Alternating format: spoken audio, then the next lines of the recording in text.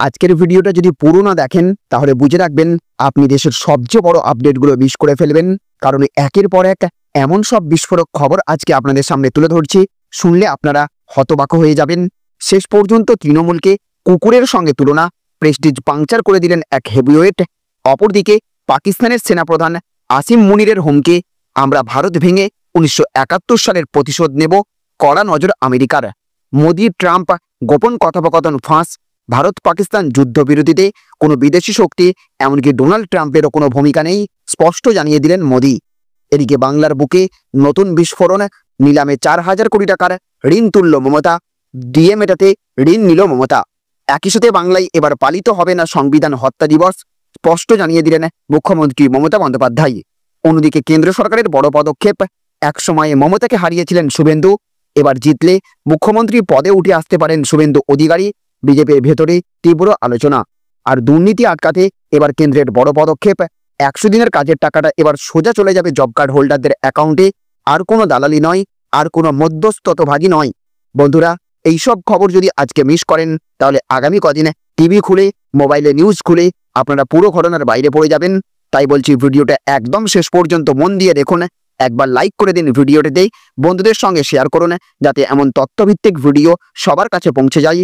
আর যারা নতুন আমাদের এই চ্যানেলে প্রথম এসেছেন তাদের বলি, সাবস্ক্রাইব করে পাশে থাকা বেল আইকনটাকে টিপে দিন, যেন এমন হাই ভোল্টেজ আপডেট আর কোনোদিন মিস না হয়।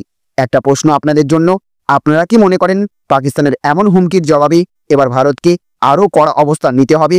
আর বাংলার রাজনীতিতে কি সত্যিই নতুন চমক নিয়ে আসছেন শুভেন্দু? আপনার মতামত অবশ্যই কমেন্ট বক্সে লিখে জানিয়ে দেবেন। তো দেখুন, আজ প্রথম খবর উঠে আসছে, দুর্নীতি রুখতে 100 দিনের কাজে সোজা জব কার্ড হোল্ডারকে টাকা পাঠাতে পারবে কেন্দ্র। তো প্রয়োজন মতো শর্ত আরোপ করে কেন্দ্রকে পশ্চিমবঙ্গে 100 দিনের কাজ প্রকল্প ফের চালু করার নির্দেশ দিল কলকাতা হাইকোর্ট। এক জনস্বার্থ মামলার রায়ে এই নির্দেশ দিয়েছে কলকাতা হাইকোর্টের প্রধান বিচারপতি টি.এস. শিবগানামের division bench. আদালত এটাও জানিয়েছে, দরকার হলে সরাসরি জব কার্ড হোল্ডারের অ্যাকাউন্টে টাকা পাঠাতে পারবে কেন্দ্র সরকার। রায়ে আদালত স্পষ্ট জানিয়ে দিয়েছে, দুর্নীতির অভিযোগ ওঠাই কোনো কেন্দ্রীয় প্রকল্পের কাজ এভাবে দিনের পর দিন বন্ধ করে রাখা যায় না। 100 দিনের কাজের প্রকল্পে পশ্চিমবঙ্গে যে দুর্নীতি হয়েছে তার তদন্ত হয়েছে, তদন্তে যে টাকা উদ্ধার হয়েছে তা একটি তহবিলে রাখা আছে, এরপর কাজ বন্ধ রাখা অনুচিত। কেন্দ্রকে 1 আগস্ট থেকে রাজ্যে 100 দিনের কাজের প্রকল্প ফের চালু করতে হবে। দুর্নীতির রোধে যে কোনো শর্ত আরোপ করতে পারবে কেন্দ্র, এমনকি পশ্চিমবঙ্গের জন্য বিশেষ শর্ত আরোপের অধিকারও থাকবে কেন্দ্রের। প্রকল্পের নিয়মিত নজরদারি চালানো যাবে, এমনকি কেন্দ্র চাইলে জব কার্ড হোল্ডারের অ্যাকাউন্টে সরাসরি টাকা পাঠাতে পারবে। আদালতের এই রায়ে তৃণমূলের এক মুখপাত্র বলেন, এতে স্পষ্ট যে তৃণমূল কংগ্রেস কেন্দ্রের বিরুদ্ধে যে বঞ্চনা এবং বৈষম্যের অভিযোগ করেছিল তা সত্যি। কেন্দ্রীয় সরকার উদ্দেশ্যপ্রণোদিতভাবে পশ্চিমবঙ্গের মানুষকে বঞ্চনা করে চলেছে।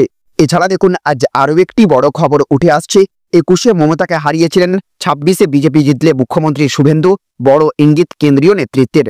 তো 21-এর পর ফের 26, কয়েক মাস পরেই শেষ হবে 5 বছরের অপেক্ষা, ফের শুরু হবে বাংলার মসনদ দখলের লড়াই। ইতিমধ্যে স্ট্র্যাটেজি সাজাতে শুরু করেছে শাসক বিরোধী দুই পক্ষই, কিভাবে ভোটে বাজিমাত করা যায়, মুখ্যমন্ত্রী পদের দাবিদারকে কোন কৌশলে বঙ্গে সরকার করা যাবে, এমন নানান পরিকল্পনা চলছে। এই আবহে বিজেপির কেন্দ্রীয় নেতৃত্বের ইঙ্গিত, 26-এর ভোটে শুভেন্দু অধিকারীকেই মুখ্যমন্ত্রী মুখ করে ময়দানে নামবে পদ্ম ব্রিগেড। একদা তৃণমূল শিবিরের সৈনিক ছিলেন, 21-এর নির্বাচনের আগে গেরুয়া শিবিরে নাম লেখান শুভেন্দু অধিকারী। বিগত 4 বছরে নানান ইস্যুতে তৃণমূল সরকারকে তোপ দেখেছেন। বর্তমানে বঙ্গ বিজেপির অন্যতম জননেতা তিনি, বিজেপির কেন্দ্রীয় নেতৃত্ব এমনটাই মনে করে।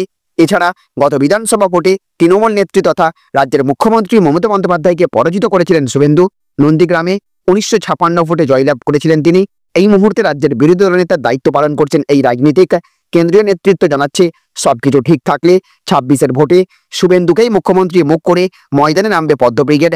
বিজেপির কেন্দ্রীয় স্তরের এক শীর্ষ নেতা এই বিষয়ে বলেছেন, বিশ্বাসযোগ্যতা, ভিড় টানার প্রশ্নে শুভেন্দুর কোনো বিকল্প বর্তমানে নেই।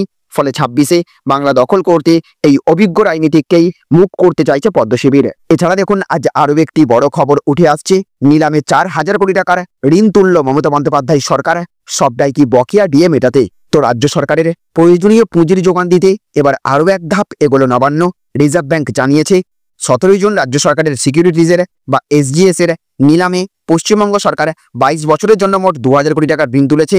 এই ঋণের জন্য গড় সুদের হার নির্ধারিত হয়েছে 7.10%।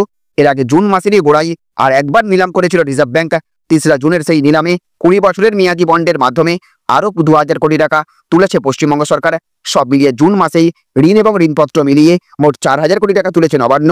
এখন কৌতূহলের বিষয় হলো, রাজ্য সরকারি কর্মচারীদের বকেয়া ডিএ তথা মহার্ঘ ভাতা মেটাতেই কি তড়িঘড়ি ঋণ নেওয়ার পথে হাঁটল মমতা বন্দ্যোপাধ্যায় সরকার? এছাড়া দেখুন, আজ আরও একটি বড় খবর উঠে আসছে। ভারত পাকিস্তান সংঘর্ষ বিরতিতে আমেরিকার কোনো ভূমিকা নেই, বুক চিতিয়ে ট্রাম্পকে জানিয়ে দিলেন মোদি। তো ইরান ইসরায়েল সংঘাত আবহে প্রধানমন্ত্রী মোদির সঙ্গে ফোনে কথা হলো মার্কিন প্রেসিডেন্ট ডোনাল্ড ট্রাম্পের। প্রায় 35 মিনিট ধরে চলা এই দীর্ঘ কথোপকথনে প্রধানমন্ত্রী মোদি অপারেশন সিন্দুর এবং সন্ত্রাসবাদ সম্পর্কে তার স্পষ্ট মতামত তুলে ধরেছেন। কথোপকথনে প্রধানমন্ত্রী স্পষ্টভাবে জানিয়েছেন, পাকিস্তানি সেনাবাহিনী এবং ভারতীয় সেনাবাহিনীর মধ্যে সরাসরি আলোচনার পরে অপারেশন সিঁদুর বন্ধের উদ্যোগ নেওয়া হয়েছিল। অপারেশন কোনো আমেরিকান মধ্যস্থতা ছিল না। সূত্রের খবর, এই সময় মোদিকে আমেরিকা আসার জন্য আমন্ত্রণ জানান ডোনাল্ড ট্রাম্প, কিন্তু ব্যস্ততার কারণে মোদি সেই আমন্ত্রণ প্রত্যাখ্যান করেন। এই সময় মোদি ট্রাম্পকে স্পষ্টভাবে জানিয়েছেন যে অপারেশন সিন্দুর অব্যাহত রয়েছে। G7 শীর্ষ সম্মেলনে প্রধানমন্ত্রী মোদি এবং মার্কিন প্রেসিডেন্ট ট্রাম্পের মধ্যে বৈঠকের কথা থাকলেও ট্রাম্পকে বিশেষ কারণে আমেরিকা ফিরে যেতে হয়, যার কারণে প্রধানমন্ত্রী মোদি এবং রাষ্ট্রপতি ট্রাম্পের মধ্যে বৈঠকটি হয়নি। এরপরই ট্রাম্প উদ্যোগ নেন এবং প্রধানমন্ত্রী মোদির সাথে ফোনে কথা বলেন। এই কথোপকথনের সময় উভয়ই অপারেশন সিন্দুর থেকে ইরান ইসরায়েল যুদ্ধ পর্যন্ত সবকিছু নিয়ে আলোচনা করেন। প্রধানমন্ত্রী বলেন, ভারত এবং পাকিস্তানের মধ্যে সংঘাত অবসানে কোনো মার্কিন মধ্যস্থতা ছিল না, বাণিজ্য নিয়েও কোনো আলোচনা হয়নি। পাকিস্তানি সেনাবাহিনী এবং ভারতীয় সেনাবাহিনীর মধ্যে সরাসরি আলোচনার পর অপারেশন সিন্দুর বন্ধের উদ্যোগ নেওয়া হয়েছিল। একই সাথে দেখুন, আজ আরও একটি বড় খবর উঠে আসছে। আমরা ভারত ভেঙে 1971 সালের প্রতিশোধ নেব, আমেরিকায় পৌঁছে পাকিস্তান সেনাপ্রধানের হুমকি। তো পাকিস্তানের সেনাপ্রধান এবং সম্প্রতি নিযুক্ত ফিল্ড মার্শাল সৈয়দ আসিম মুনির আজকাল আমেরিকা সফরে আছেন। সফরকালে তিনি আমেরিকায় বসবাসকারী পাকিস্তানি সম্প্রদায়ের উদ্দেশ্যে ভাষণ দেন। মুনির তার বক্তৃতায় অনেক বিষয় নিয়ে কথা বলেন, তবে তিনি ভারতের বিরুদ্ধে তীব্র বক্তব্য রাখার জন্য এই প্ল্যাটফর্মটিও ব্যবহার করেন। এইদিকে তিনি মে মাসে ভারত এবং পাকিস্তানের মধ্যে 4 দিনের সংঘাতকে পাকিস্তানের বিজয় হিসেবে চিত্রিত করার চেষ্টা করেন। দ্য ডনের প্রতিবেদন অনুসারে মুনির বলেছেন যে পাকিস্তান 1971 সালের পরাজয় কখনো ভুলবে না এবং সময় এলে জবাব দেবে। তিনি আরও দাবি করেছেন যে পাকিস্তান সেনাবাহিনী ভারতের যে কোনো পদক্ষেপের জবাব দিতে সক্ষম। আসিম মুনির কাশ্মীর সম্পর্কেও একটি বিবৃতি দিয়েছেন। পাকিস্তানের একজন প্রবীণ সাংবাদিক আজাদ সৈয়দ একটি টক শোতে বলেছেন যে পাকিস্তানি সেনাপ্রধান সৈয়দ আসিম মুনির আমেরিকায় তার বক্তৃতায় বলেছেন যে তারা ভারত ভেঙে 1971 সালে যুদ্ধের প্রতিশোধ নেবে। ওয়াশিংটনে উপস্থিত পাকিস্তানি নাগরিক নোমান মুঘল দাবি করেছেন যে মুনির বলেছেন, আমরা চীনের সাথে ভারতের বিরুদ্ধে যুদ্ধ করেছি। সৈয়দ আসিম মুনির বলেন যে পাকিস্তান ভারতের বিরুদ্ধে 5টি স্তরে যুদ্ধ করেছে, যার মধ্যে সাইবার যুদ্ধও রয়েছে। তিনি দাবি করেন যে পাকিস্তানি হ্যাকাররা ভারতের 70% গ্রিড স্টেশনে হ্যাক করে বন্ধ করে দিয়েছে। তিনি আরও বলেন যে পাকিস্তানি ড্রোন দিল্লি এবং গুজরাটে পৌঁছেছে। মুনির আরেকটি দাবি করেন যে ভারতের ট্রেন ব্যবস্থাও হ্যাক করা হয়েছে, তবে তিনি এই দাবির পক্ষে কোনো প্রমাণ দেননি এবং এখনো পর্যন্ত ভারতের তরফ থেকে কোনো প্রতিক্রিয়া পাওয়া যায়নি। তো দেখুন, আজকের আরও একটি বড় খবর, বাংলায় পালিত হবে না সংবিধান হত্যা দিবস, স্পষ্ট জানিয়ে দিলেন মমতা।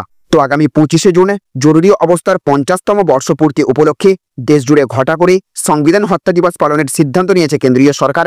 কিন্তু মোদী সরকারের ওই রাজনৈতিক প্রতিহিংসার অংশীদার হতে রাজি নন মুখ্যমন্ত্রী মমতা বন্দ্যোপাধ্যায়। নবান্নের সাংবাদিক সম্মেলনে তিনি জানিয়ে দিয়েছেন, ওই দিন বাংলায় সংবিধান হত্যা দিবস পালন হবে না। পাশাপাশি দেশে আদৌ সংবিধানের শাসন চলছে কিনা তা নিয়েও প্রশ্ন তুলেছেন তিনি। এই দিন সাংবাদিক সম্মেলনে মুখ্যমন্ত্রী বলেছেন, জরুরি অবস্থার 50 বছর পূর্তি উপলক্ষে 25শে জুন সংবিধান হত্যা দিবস পালনের জন্য রাজ্যের মুখ্য সচিবকে চিঠি পাঠিয়েছে কেন্দ্র, কিন্তু আমরা ওই সিদ্ধান্ত মানছি না। জরুরি অবস্থার 50 বছর 2024 সালে পেরিয়ে গিয়েছে। 2025 সালে কেন সেই দিবস পালন করা হচ্ছে? যারা প্রতিদিন গণতন্ত্র আর সংবিধানকে খুন করে চলেছেন, প্রতিদিন সংবিধান বদলাচ্ছেন, গণতান্ত্রিক মূল্যবোধকে ধ্বংস করছে, তাদের মুখে বড় বড় বুলি মানায় না। জুমলা সরকারের মুখে গণতন্ত্রের নীতি কথা শুনবো না। 25শে জুন সংবিধান হত্যা দিবস পালনের পিছনে রাজনৈতিক উদ্দেশ্য রয়েছে বলে অভিযোগ করে মোদী সরকারকে নিশানা করে মমতা বলেছেন, নির্বাচন কমিশন থেকে শুরু করে দেশের সাংবাদিক প্রতিষ্ঠানগুলিকে যারা ঠুঁটো জগন্নাথ করে দিয়েছে, তারা সংবিধান বাঁচানোর বুড়ি আওড়াচ্ছেন। এর চেয়ে হাস্যকর আর কিছু হয় না। মধ্যপ্রদেশ, মহারাষ্ট্র, বিহারে কিভাবে ক্ষমতা দখল করেছেন, ওটা সংবিধানের হত্যা নয় কি? গণতন্ত্র, ধর্মনিরপেক্ষতায় আপনাদের তো বিশ্বাসই নেই। তো বন্ধুরা, আজকের এই ভিডিওতে আমরা আপনাদের সামনে তুলে ধরলাম একের পর এক বড় বড় খবর। পাকিস্তান সেনাপ্রধানের হুমকি থেকে শুরু করে মোদি ট্রাম্পের গোপন কথা, বাংলার 4,000 কোটি টাকার ঋণের বিশাল বিতর্ক, নতুন করে বাংলার রাজনীতিতে শুভেন্দুর সম্ভাবনা আর কেন্দ্রীয় সরকারের দুর্নীতি রোধের নতুন উদ্যোগ, এত সব বড় বড় আপডেটের মধ্যে কোনটা আপনাদের সবচেয়ে বেশি অবাক করলো সেটাও জানাতে ভুলবেন না কমেন্ট বক্সে আপনার মতামত অবশ্যই জানাবেন। আর যদি ভিডিও ভালো লেগে থাকে তাহলে অবশ্যই একটা লাইক দিয়ে যাবেন, বন্ধুদের সঙ্গে ভিডিওটা শেয়ার করবেন যাতে তারাও এই গুরুত্বপূর্ণ আপডেটগুলো জানতে পারেন। আর যারা এখনো সাবস্ক্রাইব করেননি প্লিজ সাবস্ক্রাইব করুন, কারণ সামনে এমন সব এক্সক্লুসিভ ভিডিও, এমন সব গোপন খবর একটার পর একটা নিয়ে আসবো যা আপনাদের অন্য কোথাও একসঙ্গে পাওয়া যাবে না। তো এই পর্যন্তই, আবার দেখা হবে নতুন ভিডিওতে। ততদিন সুস্থ থাকুন, সতর্ক থাকুন, দেশের খবরে চোখ রাখুন। জয় হিন্দ, জয় ভারত, জয় বাংলা।